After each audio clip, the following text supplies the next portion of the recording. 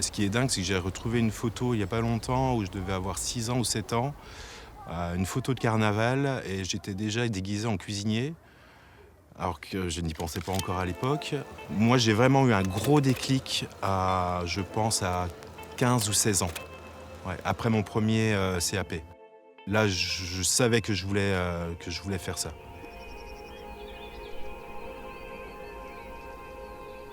À la ferme, on n'avait pas de croissant les matins.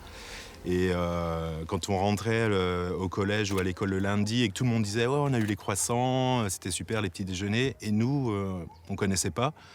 Et c'est là que je me suis dit «Ben, je serai boulanger et je pourrai faire mes propres croissants, j'en mangerai tous les jours». J'ai été boulanger et je ne mangeais pas plus de croissants qu'avant. Le fait que ma mère était une bonne cuisinière, ça m'a donné le goût aux bonnes choses. Puis ça me plaisait de faire de la cuisine, de faire plaisir aux autres surtout. Des rêves de gamin, finalement, ça part de là. Étant gamin, je sais pas pourquoi on s'est mis dans la cuisine, mais tant que pour toi... Ouais, moi parce que c'était ce que je voulais faire, c'est tout. Bien que ce soit un métier difficile.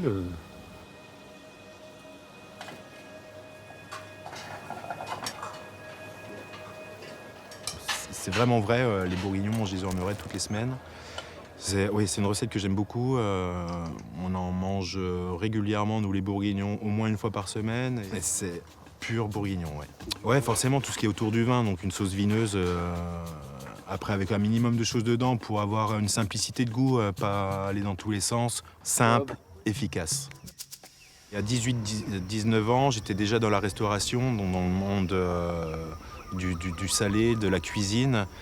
Et ce monsieur a débouché un millésime 88 de mémoire, qui était juste mais un bonbon. Et j'ai eu le déclic sur le vin rouge, sur ce vin-là. Voilà, un Haute-Côte de Nuit 88 de Bernard Hulot.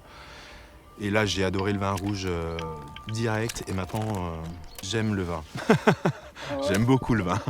Et là, ça devenait vraiment important de pouvoir faire la liaison entre les vins et les plats que tu sers.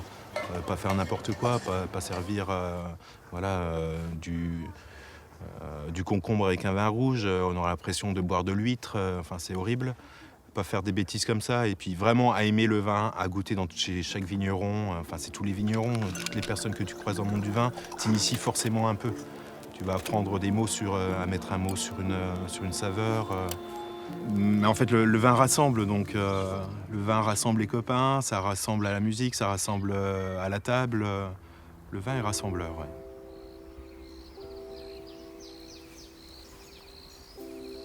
Oui, ça transmet forcément une émotion, le goût.